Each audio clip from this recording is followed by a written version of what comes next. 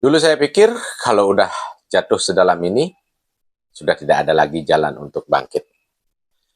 Utang miliaran itu bukan sesuatu hal yang kecil, bukan sesuatu hal yang juga bisa hilang dalam semalam.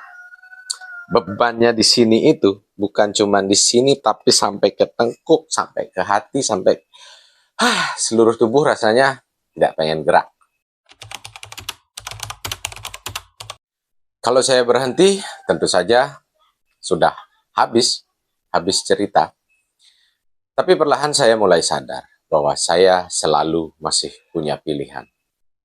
Pilihannya cuma dua, berhenti dan biarkan ceritanya berakhir sampai di sini, atau bergerak perlahan walaupun tertatih-tatih, tapi kita bisa menuliskan episode-episode berikutnya. Dan pilihan saya adalah opsi yang kedua, mulai bergerak apapun itu yang ada di depan. Seperti halnya para mentor YouTube, jadi ketika beberapa mentor ditanya, ketika kamu kembali ke posisi nol, apa yang akan kamu lakukan? Dan sebagian besar dari mereka menjawab, jualan. Jual apapun. Asalkan itu bisa jadi duit, sebelum berbicara tentang financial capital, investasi, atau apapun itu setelahnya. Tapi jika kembali ke nol, maka jualan. Nah, disinilah saya mulai berpikir. Saya memutuskan, saya akan jualan. Tapi apa yang saya jual, di mana saya jualan, nah itu yang akan saya cerita. Saya terlahir di tahun 1989, di mana saat itu jualan itu adalah memproduksi barang, kita tawarkan barang kita, kemudian laku, baru kita dapat uang. Nah, saya yang lahir di generasi itu juga akan tetap saat ini melakukan hal yang sama. Saat ini kebetulan sekali, terima kasih untuk teman saya yang saat kondisi seperti ini masih mempercayakan berinvestasi kepada saya untuk jual beli mobil bekas. Di mana saya yang memiliki background sejak tahun 2010 bekerja di finance sebagai surveyor mobil.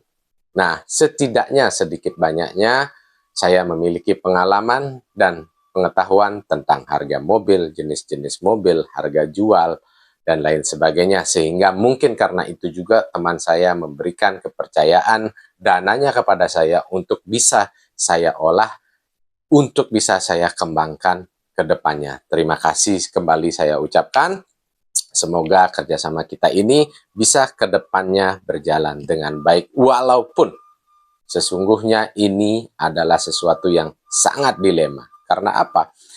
Karena tentu saja teman saya tidak memberikan modal yang banyak. Jadi dengan nilai mobil itu butuh yang namanya perputaran yang sangat cepat. Jadi dana yang sudah diinvestasikan kepada saya itu memang harus saya putar secepat-cepatnya, dengan mengambil margin seoptimal mungkin jika memungkinkan. Tapi jika pun tidak, setipis-tipisnya juga tidak masalah, karena kita butuh perputaran yang sangat cepat. Tapi itu juga menjadi dilema yang berikutnya, karena ketika kita dapatkan mobil yang murah misalnya, kemudian kita ingin nahan untuk dapat kita jual sesuai dengan harga pasar, itu butuh waktu, butuh effort yang lebih tinggi. Nah, makanya kita dilemanya antara kita tetap lempar dengan harga yang lebih murah, atau kita pertahankan dengan harga normalnya, tetapi uang kita nggak muter. Dunia juga semakin bergerak maju. Cara berjualan sudah mulai beda. Ada orang yang bisa berjualan tanpa tidak memproduksi barang. Dia membeli barang orang lain, kemudian dia promosikan, dia jual, dia juga dapat uang.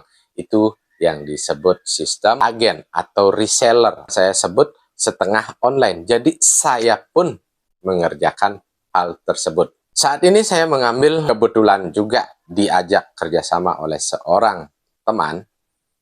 Jadi saya mengambil sebuah marketplace yang bernama Siplah. Jadi di sini adalah sebuah marketplace, sistemnya pengadaan tentang segala kebutuhan yang dibutuhkan oleh sekolah.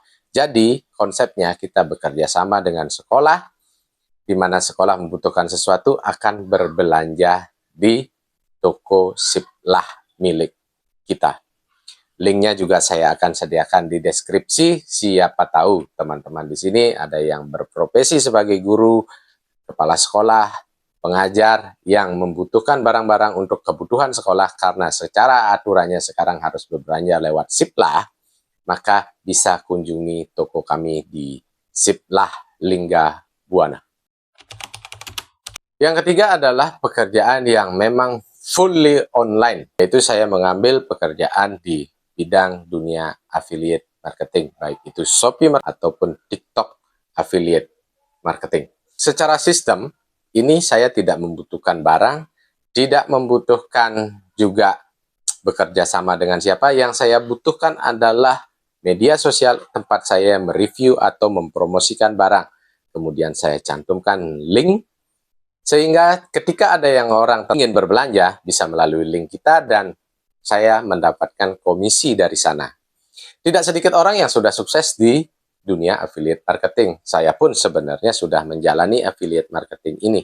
Akan tetapi, kembali lagi, saya tidak fokus. Waktu itu saya masih bekerja, dari income saya hasil bekerja offline, itu lebih banyak daripada hasil dari affiliate marketing, sehingga ini terabaikan. Tetapi untuk saat ini dan kedepannya, saya pastikan saya akan effortkan tenaga dan pikiran saya untuk di dunia affiliate marketing. Jadi itu teman-teman, 3 usaha yang saya ambil. 1, jualan offline, yaitu jualan mobil bekas.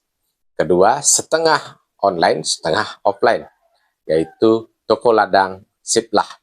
Yang ketiga adalah affiliate marketing. Sekarang ini bukan cuman saya berpikir tentang mana yang akan menghasilkan banyak, mana yang lebih dulu bisa maju, tapi ini adalah tentang bagaimana bertahan, bagaimana bisa survive di dunia bisnis dan usaha ini. Jadi ketiganya tetap saya jalani dengan fokus, dengan baik. Manapun yang pada akhirnya akan mengajak saya untuk bangkit, mengajak saya untuk bisa kembali berjalan, berlari, bahkan terbang, maka itu akan menjadi fokus saya. Karena apa? Karena pada dasarnya pekerjaan itu memang harus fokus, one niche. Tapi untuk saat ini saya harus mencoba di segala lini agar saya tahu mana nanti yang akan bisa mengajak saya untuk bangkit, mengajak saya berjalan, berlari, bahkan terbang. Kembali lagi buat teman-teman, jika memang teman-teman ada yang mengalami struggle seperti saya dan mengikuti video-video saya, mari kita berjuang bersama-sama, kita berjalan bersama-sama. Ingat, apapun keadaannya, selama masih kita bernapas, selama kita masih sehat, kita belum habis. Kita masih bisa membalikkan keadaan entah bagaimanapun caranya. Jika satu pintu tertutup, pintu lain pasti dibuka. Begitu janji Tuhan, kan seperti itu. Walaupun semua pintu tertutup, kita masih bisa dobrak tembok. Subscribe untuk mengikuti bagaimana perjalanan saya bangkit dari sebuah keterpurukan hingga kita bisa berjalan bersama bahkan terbang.